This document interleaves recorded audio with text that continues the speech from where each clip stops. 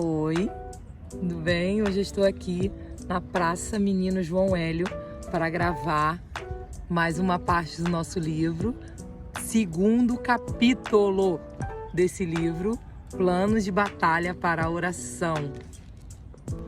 Segundo capítulo, o poder da oração.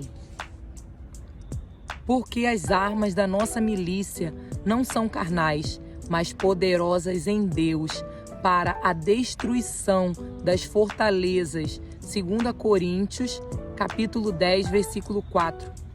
A guerra de trincheiras foi usada apenas esporadicamente no ofício militar durante a maior parte da história moderna. Até o momento, a guerra civil americana na década de 1860, alguns generais da União e confederados começaram a empregá-la como uma estratégia defensiva. O aumento do alcance e velocidade de armas de fogo tinham atingido um nível tão alto que os exércitos não podiam mais se dar o luxo de apenas marchar um em direção ao outro em fileiras, o que levava a enormes baixas em ambos os lados.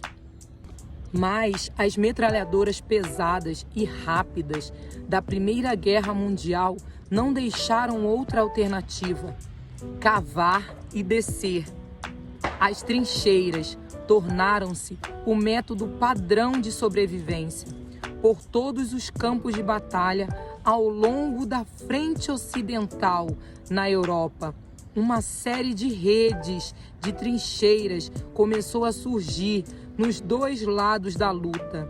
De 1914 a 1918, as forças aliadas cavaram trincheiras contra os exércitos da Alemanha e as potências centrais, e pelejou-se uma guerra cruel, sem um fim à vista. A força das trincheiras estava na proteção, mas o seu benefício veio em detrimento da mobilidade. Quando tropas atacantes tentavam fazer uma corrida até o seu oponente, barricadas de arame farpado, paredes fortificadas dificultavam a penetração. Tiros longos de arco eram o melhor que eles conseguiam fazer. Qualquer tentativa de obter o elemento surpresa parecia quase impossível. Não havia quase nenhuma possibilidade de derrotar o inimigo sob essas condições. Apenas combates sem fim. Até que chegou o ataque. A Grã-Bretanha, sob a liderança de Winston, desenvolveu o primeiro tanque militar da história, projetando um carro blindado sobre os chassis de um trator agrícola. Era quase como um navio em terra. A combinação do aço com a capacidade de deslocamento em terrenos irregulares imediatamente mudou a natureza do campo de batalha, que passou de uma operação quase que puramente defensiva para uma mobilidade ofensiva e, por fim, transformou toda a situação da guerra. A perspectiva de ser capaz de mover-se de forma ativa e aniquiladora em direção ao inimigo e, ao mesmo tempo, estar protegido durante o ataque significou o fim da escavação e da mera esperança de se conseguir o melhor. A oração é o nosso tanque blindado. E quando colocada em ação pelo povo de Deus, as portas do inferno não prevalecerão contra ela. Mateus 16, versículo 18. A oração é a nossa principal arma de ataque na batalha. O apóstolo Paulo certamente a usou dessa forma, depois de listar as várias peças do equipamento conhecido como toda a armadura de Deus, Efésios 6,13. ele mencionou a oração como sendo um elemento igualmente essencial na guerra espiritual. Assim como o escudo, a espada e o capacete. Orem no Espírito em todas as ocasiões, ele disse, versículo 18. A oração para ele era uma força de vanguarda em movimento, uma força motriz que o impelia a buscar a vontade de Deus.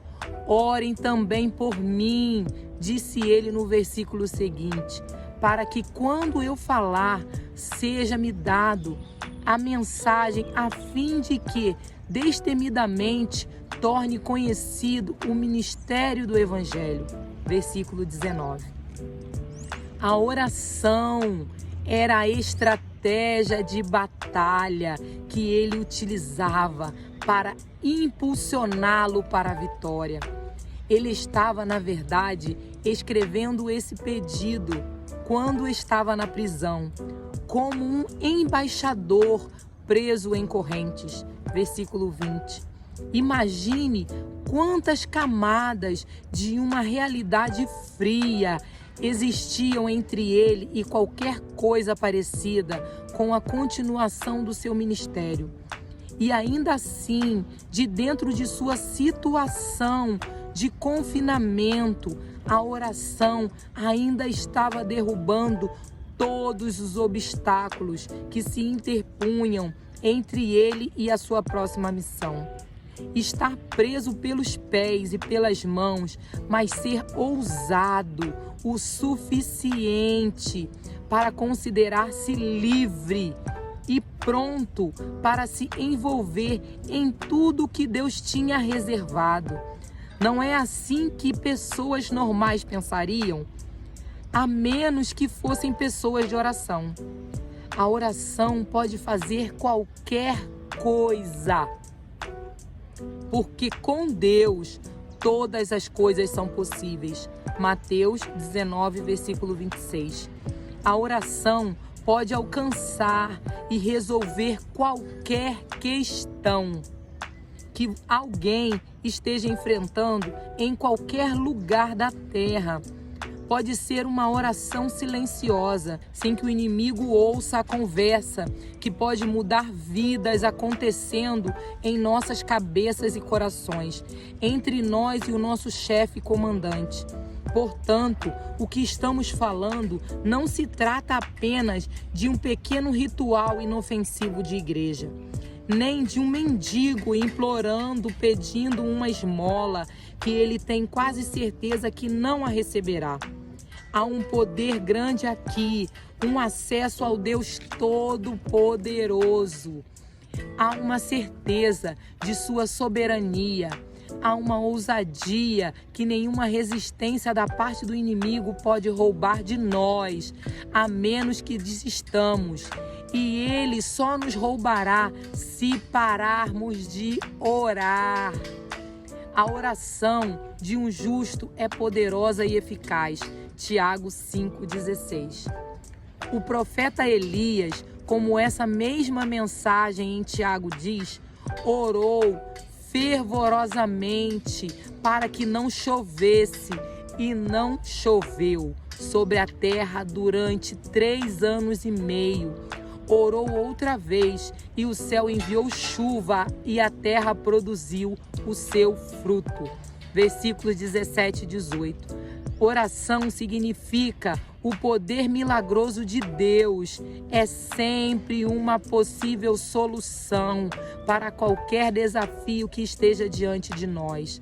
A oração nos proporciona um plano de dados espirituais ilimitado, de modo que não precisamos nos preocupar com a perda da conexão, caso tenhamos nos distanciado da torre de sinal. Nós podemos orar sem cessar. A Bíblia diz em 1 Tessalonicenses 5,17: e saber que estamos sendo ouvidos em total precisão em todos os momentos. A oração é o acesso privilegiado ao Deus do universo. Acesso comprado e pago pelo sangue do seu Filho em favor de todos aqueles que o receberam espontaneamente como Senhor. Paulo nos orientou a apresentar os nossos pedidos a Deus pela oração e súplica e com ações de graças, Filipenses 4:6, o que resulta em uma incrível troca de energia. Em vez de ficarmos sobrecarregados e oprimidos pelo medo e pela preocupação, nós recebemos a paz de Deus, que excede todo o entendimento. Esse tipo de paz impenetrável opera como um guarda armado em torno dos nossos corações e mentes. Um oficial da paz, ou como queira chamar, impedindo que as nossas emoções extremas nos levem a fazer coisas por meio do medo ou desespero. A oração nos permite descansar e confiar. A oração é como uma sessão de aconselhamento em operação, 24 horas por dia e 7 dias por semana, sem a necessidade de agendamento. Basta entrar e espere encontrar o seu conselheiro, que é uma das maneiras como Jesus descreve o Espírito Santo. João 16:7. Sempre totalmente disposto a compreender a sua situação e pronto para transmitir a sabedoria oportuna, até mesmo quando a verdade significa nos confrontar com o nosso pecado. A verdade também significa nos lembrar da justiça de Cristo, que cobre tudo com a sua graça e misericórdia, bem como a verdade sobre a derrota certa sobre o nosso inimigo. João 16, do 8 ao 11. Então, em oração, não há necessidade de segredos. Deve haver perfeita honestidade, perfeita liberdade, perfeita confiança e perfeito perdão. A oração é tudo isso e muito mais, como sabemos e veremos. E por causa disso, a primeira observação sobre a oração é: por que nós oramos tão raramente? Contudo, o que a oração pode fazer por nós? Por que alguém optaria por não orar? Certamente há valor e sabedoria em trabalhar arduamente e planejar e tentar ser uma pessoa responsável. Essas são maneiras decentes de se viver a vida, mas sem o acréscimo da oração para permear essas qualidades nobres com o poder e a sabedoria de Deus, não se pode ir muito longe.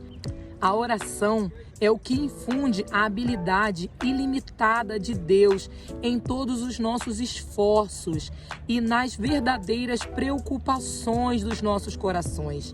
A oração é o que molda os nossos problemas preeminentes, de curto prazo, com a perspectiva eterna de Deus, simplesmente mostrando-nos que até mesmo grande parte das nossas batalhas mais intensas e temporária é suportável e até mesmo superável.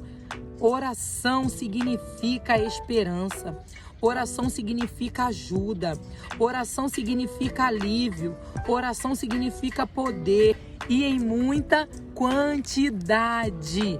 Senhor, peço-te que me perdoes pelas vezes em que eu não valorizei ou não acreditei no poder da oração que tu me ofereceste.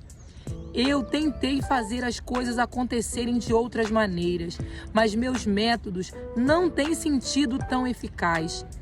Pai, eu quero aprender a orar com fé, eu quero achegar-me a Ti, eu quero experimentar este tipo de confiança e liberdade para crer em Ti, confiar inteiramente em Ti e ir para a batalha contigo.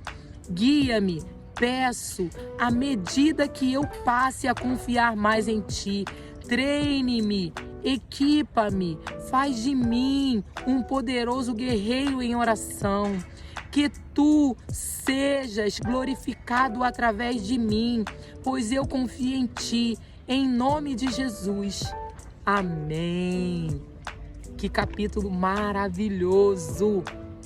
Que possamos ser como uma máquina de guerra em oração. Que possamos levar a nossa oração mais alto que pudermos. Que possamos a cada dia orar em todo tempo. Não desista de orar, porque a vitória virá. Tenha certeza disso. Vamos orar. Senhor, obrigada por quem o Senhor tem nos transformado. Anteriormente, éramos como aquela máquina que era usada na agricultura, Senhor, mas depois foi transformada numa máquina de guerra. Senhor, transforma-nos numa máquina de guerra de oração para combater, Senhor, tudo aquilo que tenta vir contra nós e contra a nossa família.